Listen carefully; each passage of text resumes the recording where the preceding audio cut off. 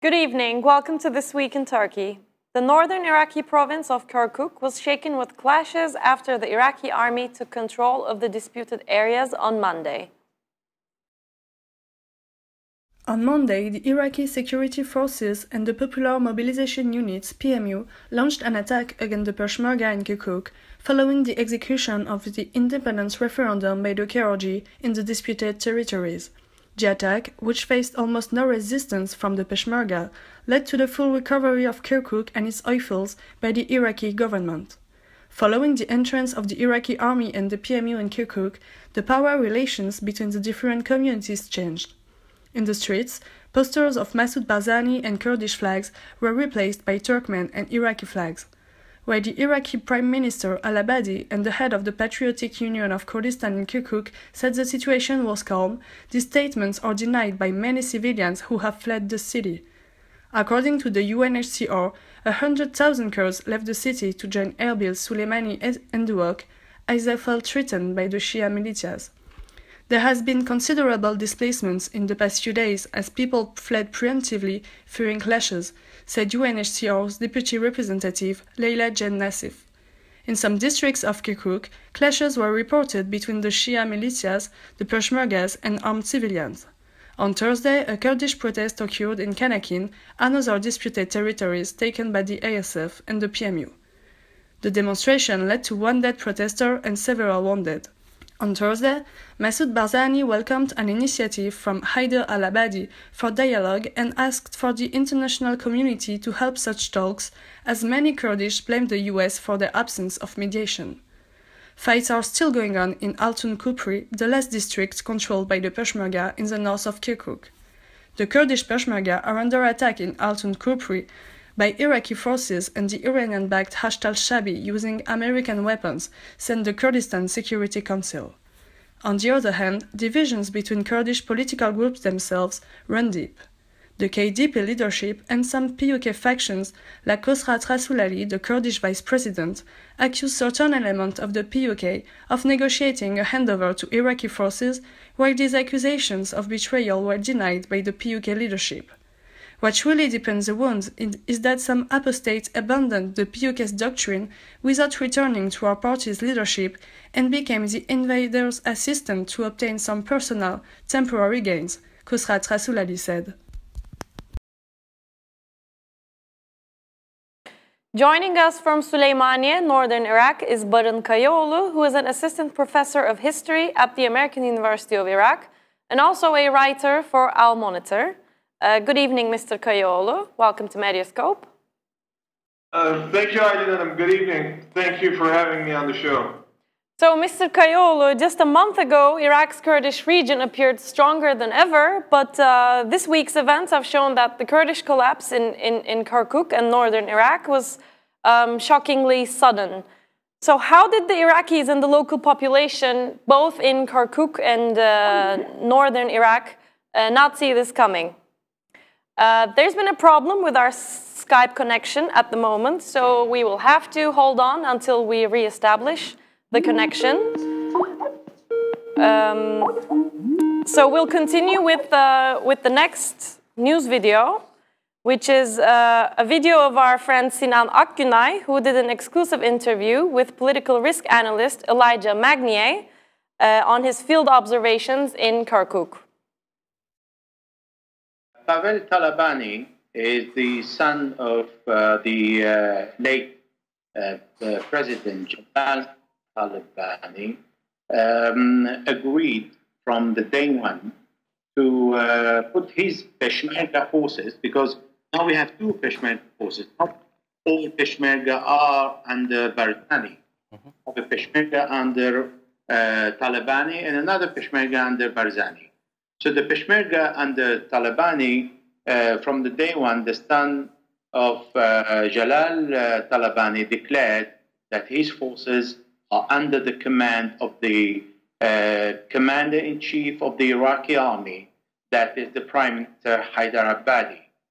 That agreement was reached the day before between Talabani and Abadi to stand down and not to follow the Barzani adventure in confronting the Iraqi security forces.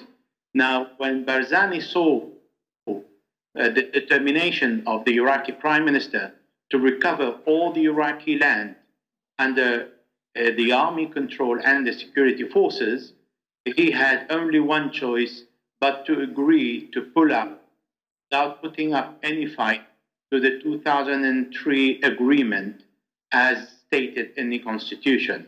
So he reached another agreement with the Iraqi forces and the government of Baghdad that he's going to pull out without a fight. Of course, from the first day, there were a few casualties. I think around 16 or 17 Peshmerga were killed, only because they decided to confront, fire upon the Iraqi army. And the Iraqi army had the clear instruction not to open fire unless they are fired at. And these Peshmerga fired at the Iraqi army, so they replied, and they killed 16, but they took all wounded to their own hospital and look after them, because the Peshmerga are still Iraqis. Good evening once again, Mr. Kayaoğlu. Can you hear me? I can hear you loud and clear.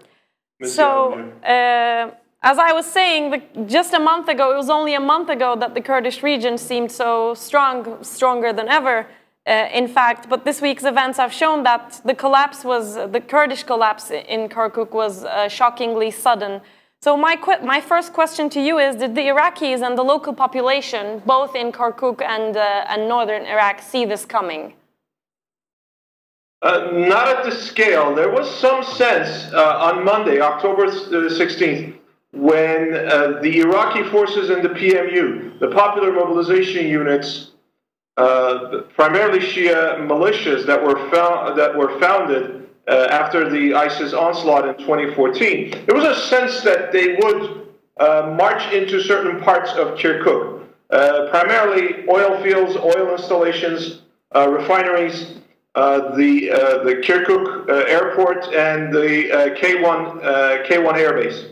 There was a sense, there was a feeling that this would happen, but for the town itself to also be captured by Iraq was not expected. And that came as a shock for many of the residents of the Kurdistan region of Iraq, and of course, as can be expected, it was met with great fanfare and elation by Iraqis in the other parts of the country. Mm-hmm. So let's talk a bit about the Kurdish population over there at the moment, and about the atmosphere that surrounds them. Is the local Kurdish population, or let me reformulate it like this, can we say that the Kurdish population at the moment is experiencing feelings of betrayal against both Masoud Barzani and the Peshmerga forces that withdrew from the city following the Iraqi army's entrance? What can you tell us about the collective feelings of the Kurdish populace at the moment?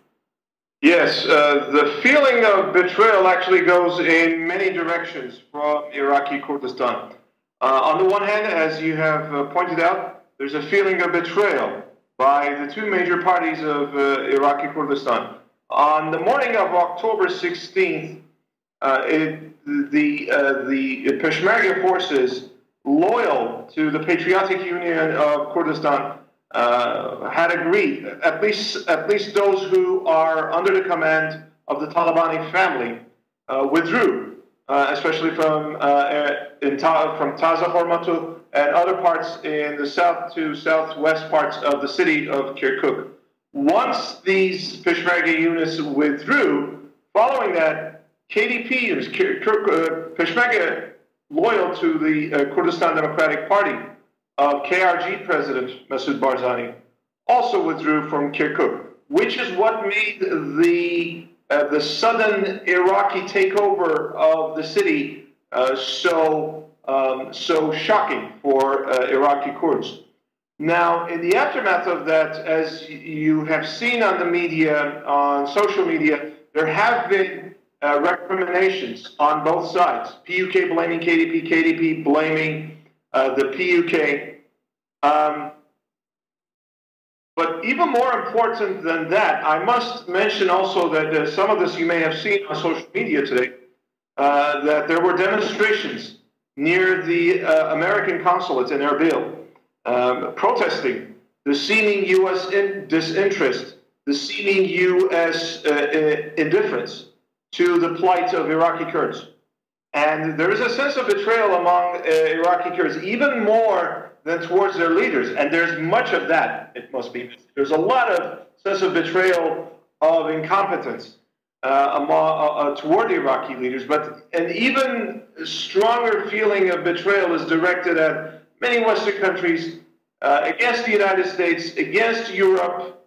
And the line of thinking, the line of criticism is that not only have Iraqi Kurds been abandoned to the will of the PMU of Iraqi security forces, but also again to the will, to the machinations of Iran. Many Iraqi Kurds hoping to perhaps get Western countries involved, especially the United States, more closely involved and perhaps involved on their side, are pointing out that this is Iran's machination to assert control over Iraq and Iraqi Kurdistan. Let's now come to the Turkmens and focus on them for a bit. The Turkish Foreign Ministry, following the military takeover in Kirkuk, published a written statement and made an emphasis on its consideration for the Turkmen population in not only in Kirkuk but also in northern Iraq. The statement said, I quote, "We're closely following the steps the Iraqi government is taking to establish its constitutional sovereignty over Kirkuk, the homeland of our Turkmen kin throughout history." So my question to you is, how are the Turkmens currently reacting to what's happening in the region, not only in Kirkuk but also in the region? And also, how are they reacting to Ankara's way of handling the situation? The Iraqi Turkmen reaction can be summarized in two ways. On the one hand, there is a sense of relief that they would not have to live under KRG rule. There were some concerns after the referendum that previous Kirkuk governor, who used to be a member of PUK, now he has sided with Barzani, Dr. Necmettin Kerim, is caught on a hot mic, saying that that they shouldn't actually be worried too much. That once the Kirkuk would come under Kurdish sovereignty, that the Turkmens will be and Arabs will be expelled anyway. I'm not sure if he actually meant this, if he was joking, but many people have taken Dr. Necmettin at his word. So there was a sense that Kirkuk, among Kirkuki Turkmens, that their lives may be in jeopardy. You may have seen this. There were images of many Turkmens waving the Turkmenity flag along with the flag of Iraq, and similar images appeared on October 16th when Kirkuk was taken over by the PMU, by Iraqi forces. That the Turkmen brigade under PMU itself seemed very happy and quite proud about the outcome. With respect to Iraqi Turkmen's views towards Ankara, I must say it's somewhat mixed. For many PMU-affiliated or PMU-sympathizing Turkmen, there was a sense of either indifference or skepticism towards Ankara. It should be borne in mind that many Iraqi Turkmens are actually Shia, not Sunni. And in 2014, at the opening stages of the ISIS onslaught, there was a sense among many Shia Turkmen here that Ankara remained indifferent to their plight because of sectarian differences. And ultimately, many of them entered Iran's fold. Many of them sided much more closely with the PMU. And one of the most important units in Kirkuk's takeover by the Iraqi central government was the Turkmen brigade of the PMU. There is, to the extent that I have followed this, on social media and to the extent of my personal interviews, and there weren't many. There weren't dozens and dozens of people I spoke to, but a few. There was a sense of, we don't really need Turkey at this point. Maybe we will in the future, but Turkey hasn't done a whole lot for us. And, you know, we are going to cast our lot with Iraq. There is a sense of some distance towards Turkey, but we should bear in mind, this is the Middle East, this is Iraq. These sorts of calculations change very quickly. Mm-hmm. Let's move forward from your reference to the PMU, the Iranian-backed Popular Mobilization Forces, or Hashd al-Shabi, its original name, and this is the name that the Turkish media often goes by. So the PMU points to an interesting interaction that came into play, actually, when Ankara showed support for the Iraqi military, which is in turn currently, as you've said, in close cooperation with the PMU. President Erdogan strongly denies an alliance with the PMU, the Hashd al-Shabi, although there seems to be a contrary perception, especially from the point of view of the Kurds. So what, in your opinion, is going on in this unlikely triangle? There has been some support from Turkey. There has been considerable support from Turkey for the Iraqi operation, obviously. But actual material support, I haven't seen it. You know, one could see the joint maneuvers outside Silopi on Turkey's border, where Turkey's border with Syria and Iraq meet. One could see this as a pressure on the KRG, on Barzani, and I don't know this for a fact, but maybe it could have changed the KDP order of battle, that maybe they had to allocate some forces to the north in order to perhaps resist any oncoming Turkish incursion into Iraqi Kurdistan, into northern Iraq. But I haven't seen any evidence to that effect that Turkish military maneuvers in Silopi changed Barzani's calculus. Much of what I have seen, to the extent that Ankara has supported the Iraqi operation against Kirkuk and other disputed territories between the KRG and the central government of Baghdad, has been moral, has been political support, but not actual material support. But of course, that seems to be more than enough for Iraqi Kurds, that Ankara simply did not side with them and sided with Baghdad, which they perceive to be a puppet of Iran. There was a sense, a lot of this, by the way, I should mention that has to do with the feeling that many Iraqi Kurds had in the run-up to the independence referendum. Many of them said that Turkey would ultimately put its chips on the KRG, simply because the KRG and President Masoud Barzani was really the only regional ally left that Turkey had. And that this was also a strategic misperception on the part of Iraqi Kurds that they thought that Ankara would cast its lot with them against Baghdad, against Tehran, and that turned out to be false. So now they are accusing of Ankara of giving material support to Baghdad. I haven't seen anything to that effect. Mm-hmm. Last but not least, let's talk a bit about a recent set of harsh remarks that came from President Erdogan against against Masoud Barzani. On Wednesday, President Erdogan said, and I quote, "Barzani is saying Kirkuk is mine. What are you doing? How dare you say that Kirkuk is yours? Do you have a history in Kirkuk? What are you doing in Kirkuk? Stay in the area where the Northern Iraq Regional Administration is and do your own work." So as I said, these are a harsh set of comments on Masoud Barzani, who is widely loved and respected by the local Kurdish population there. Could you tell us a bit about how the Kurdish population and authorities receive these comments?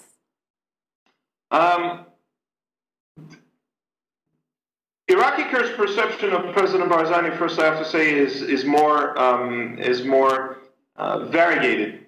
It depends on really which party one supports or the political proclivities of Iraqi Kurds. Until recently, there was a general sense of tolerance and acceptance towards President Barzani, but I would take issue with the characterization that he was by and large loved or was popular. His popularity took a big hit when he refused to step down from office when his term of office was extended in 2013 for 2 years, and when 2015 came, instead of stepping down, he simply closed down parliament, especially here in Slimani, to a large extent also in Kirkuk, and to a very large extent in Halabja, in other Kurdish provinces. There was a sense that President Barzani did not represent all Iraqi Kurds. This is an interesting point because Ankara seems to become aware of this at the moment.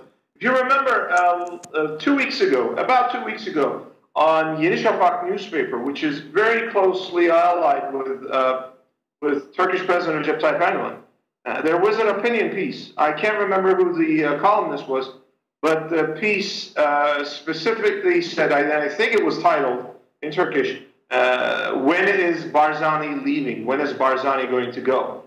I think there is a sense in Ankara that Barzani's time, both legally and politically, is up. He should be leaving, and Ankara would not really be dealing with him until and unless he leaves. And this, obviously, what has happened in Kirkuk and other disputed territories this week gives Ankara a stronger hand in putting pressure on Barzani.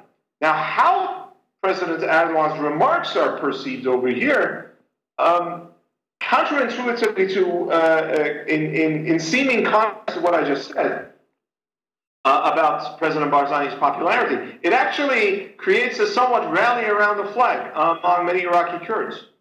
That whenever Turkish President Erdogan lashes out against Barzani in a way that also offends Iraqi Kurds, there's a sense of mobilization, of sentimental mobilization and rallying around the flag, rallying around their land, and even in a more limited fashion, rallying around Barzani. I have actually heard some high-ranking Iraqi Kurdish officials who have absolutely no love lost for Mr. Barzani, saying that that Turkish President Erdogan is actually making them somewhat pro-Barzani. That Erdogan's remarks, which they see as directed against their people, directed against Iraqi Kurdistan, makes them gravitate very begrudgingly, very hesitantly towards President Barzani. So that's the Iraqi Kurdish reaction to President Erdogan's statements. Thank you very much, Mr. Kayaoğlu, for your comments and for joining us tonight. Thank you very much. Have a good evening. The visa crisis between Turkey and the US continues despite efforts by representatives from the two countries. The visa crisis between the US and Turkey continues despite efforts made during the week by both parties to resolve the issue. On Wednesday, Turkish and US diplomats held talks in Ankara to resolve the crisis. US Deputy Assistant Secretary Jonathan Cohen held talks with a Turkish delegation led by Foreign Ministry Deputy Undersecretary Ahmet Muhtar Gün with the participation of Deputy Undersecretaries of the Interior and Justice Ministries. Hürriyet reported that Washington was asking Ankara to share qualified information on the two arrested consulate staff and for any possible future judicial processes regarding the US diplomatic mission personnel. After the talks held on Wednesday, Foreign Minister Çavuşoğlu also made comments on the ongoing crisis, saying that this was an unnecessary crisis. The minister stressed the independence of the Turkish judiciary, stating that Ankara will not accept any imposition on these processes. On the other hand, on Thursday, presidential spokesperson İbrahim Kalın stated that Turkey's talks with the United States over the visa crisis were going in a good direction and that details will be clarified in a couple of days. I believe this problem will be resolved soon, Kalın said in a TV interview. US officials in Ankara will convey Turkey's messages to Washington. What we have agreed is that there should be better coordination between the Interior, Foreign and Justice Ministries, the exchange of information, visit to the arrested persons and their contacts with lawmakers, Kalın stated.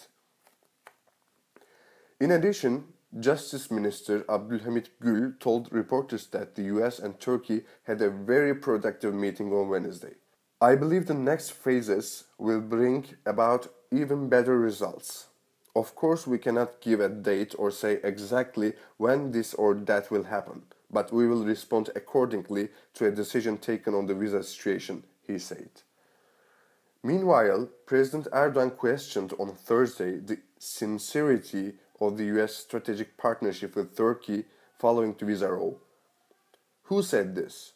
The ambassador in Ankara. Who is this ambassador? He said at the closing session of the TRT World Forum in Istanbul. If the ambassador can just say, "We have suspended visas" in one paragraph on behalf of the great US, then I will have to reconsider the strategic partnership, Erdogan said. The US government also made positive remarks on resolving the crisis. The United States and Turkey made substantial progress during talks to resolve an ongoing visa row, but Washington continues to protest over the arrests of Turkish employees from its diplomatic missions, the State Department said yesterday. An American delegation that traveled to Turkey and was led by senior State Department official Jonathan Cohen made substantial progress, spokeswoman Heather Nauert told. Nauert added that the United States will remain engaged in order to address the relevant issues with a view to restore a normal visa procedures swiftly.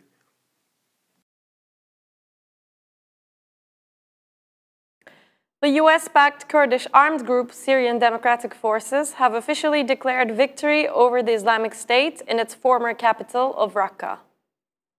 US-backed Syrian Democratic Forces have officially declared victory over ISIS in its former capital of Raqqa. At a press conference held on Friday morning, the Kurdish-led group formally handed over the administration of the city in northern Syria to a council made up of local officials and tribal leaders. The operation to capture Raqqa had started during early 2016, with the SDF slowly advancing to the city. In June 2017, SDF troops supported by US Special Forces fought their way into the city, accompanied by heavy coalition airstrikes on ISIS positions.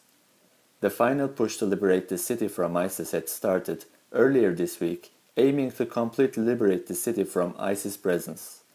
According to Al Jazeera, it is estimated that over 2,000 bombs have landed on Raqqa since the beginning of the year. The fall of Raqqa marks a major defeat for ISIS, which has seen its territories steadily shrink since last year. ISIS had taken over Raqqa in January 2014 and transformed it into the capital city of its so-called caliphate. Brett McGurk, the top US envoy for the coalition, highlighted that ISIS lost nearly 6,000 militants in Raqqa before surrendering in large numbers. Now the question for Raqqa, which is left in ruins, is how it will be reconstructed and governed.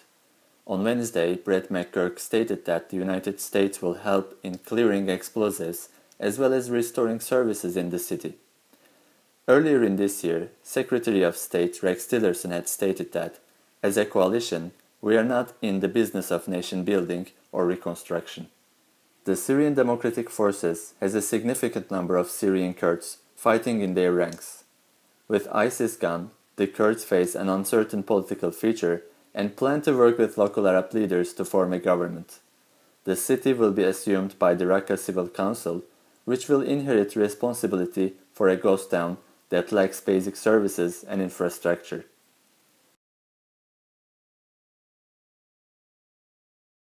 European leaders agreed in this year's EU summit to cut Turkey's pre-accession funds while also calling to maintain dialogue. European leaders agreed on October 19th to explore cuts in European Union funds to Turkey that are intended to help Turkey get ready for its possible EU membership. German Chancellor Angela Merkel said on the first day of the summit that European Union leaders have agreed to reduce financial assistance in a responsible way due to Turkey's violations of the rule of law and human rights. Merkel criticized the absolutely unsatisfying and unacceptable human rights situation in Turkey. However, she added that she wanted to avoid a showdown and doesn't wish to break bridges with the NATO country. Aside from the money that the EU gives Turkey as part of its 2016 migration deal, Ankara is set to receive 4.4 billion euros from the EU between 2014 and 2020. Merkel also stressed that she wants to keep talking to Turkey and said there is no consensus among leaders of the 28-member bloc to completely end membership talks with Turkey, which have been underway since 2005. She also said she didn't foresee talks with Ankara on expanding a customs union with the EU. On the other hand, Angela Merkel praised Turkey for helping stop the huge flow of migrants into Europe as part of a deal with the EU. Merkel said that the EU will keep paying to Turkey the financial aid as part of the migration deal. Prominent rights activist and civil society figure Osman Kavala was detained at Istanbul Atatürk Airport on Wednesday. Prominent civil society figure and businessman Osman Kavala was detained late on Wednesday at Istanbul's Atatürk Airport upon returning from the southeastern city of Gaziantep. He will be in custody for 7 days ahead of a court hearing. His lawyer, Ferhat Çağıl, said the reason for detention remained unclear. The case is confidential. Whatever is said would be speculative now. We will find out when he testifies, he said. Kavala is a businessman, publisher, activist and the chairman of the Anadolu Kültür, Anatolian Culture Center, which campaigns for rights and cultural diversity including Kurdish issues. Police also confiscated computers from Anadolu Kültür's offices. Very disturbing news that Osman Kavala has been detained in Istanbul. The European Parliament's rapporteur on Turkey, Kati Piri, wrote on Twitter. One day after arrest, Kavala's wife and a prominent academic Ayşe Buğra released a statement below. First of all, we would like to thank everybody for the support they have shown for Osman Kavala. However, as the case is still under investigation, we think it's not correct to reach quick evaluations. Our opinion is that there has been a misunderstanding about Osman Kavala. We believe that the investigative and judiciary authorities will fix this mistake promptly.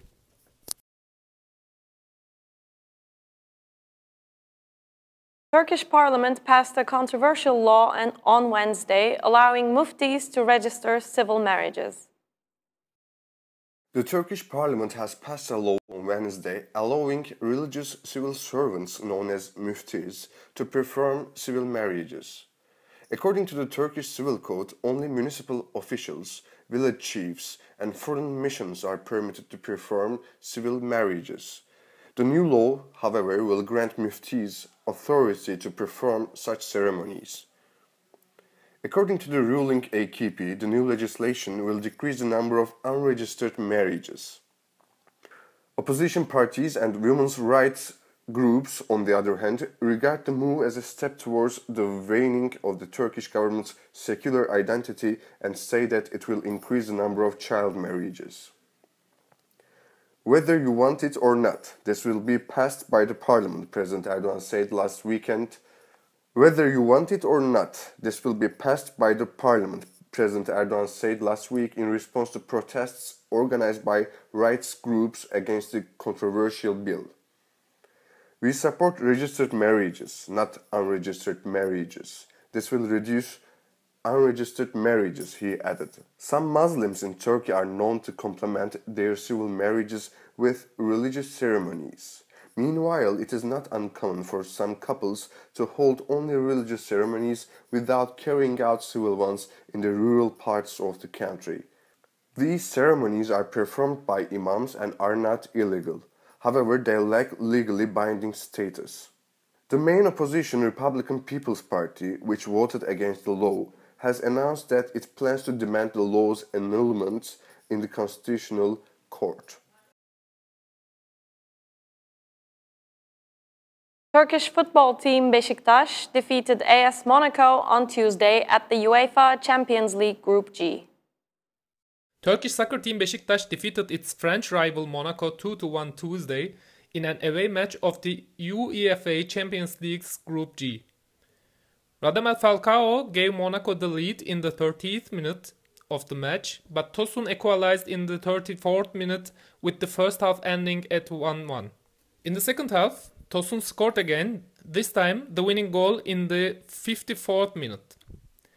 With Tuesday's victory, Beşiktaş maintained their perfect Group G record with 9 points as the Istanbul team won all 3 group stage matches played so far. They also became the first Turkish team to achieve this record. Moreover, this is the first time Beşiktaş won against the French team in an away match. Now let's have a look at what's on in Istanbul this weekend.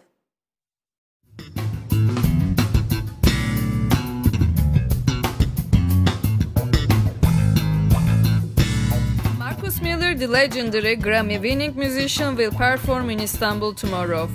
Bass genius Miller will be on the stage at the Zoli Performing Arts Center main theater together with talented young musicians. Jazz doyen Marcus Miller, who is closely acquainted with Turkish jazz and Anatolian music, will start his European tour from Turkey this year. Playing many instruments including the piano, clarinet, saxophone and guitar, Miller will take the stage with a wide repertoire from jazz to Latin music, from Afrobeat to reggae. The Cocktail Festival presents the favorite cocktails of Istanbul with tastings, workshops and concerts, and will bring together all amateurs with the participation of the best mixologists of the cocktail bars of the city from the 24th until the 22nd of October at Unique Istanbul. The festival will answer all questions about cocktails and will even teach you how to make a good cocktail from A to Z. A selection of Halil Altındere's latest works are on display in a solo show at the historic Sadık Paşa Mansion in Cihangir. Created by Das Art Project, Welcome to Homeland presents recent works produced through various media, including video, painting, installation and sculpture. The exhibition, spread across 2 floors of the 19th century mansion, has been on since September 14th and will end tomorrow. Welcome to Homeland brings together Halil Altındere's multidisciplinary works focusing on the refugee crisis that haven't been exhibited in Istanbul. That's all from This Week in Turkey. Thanks for tuning in and hope to see you again next Friday at 9 p.m. Goodbye.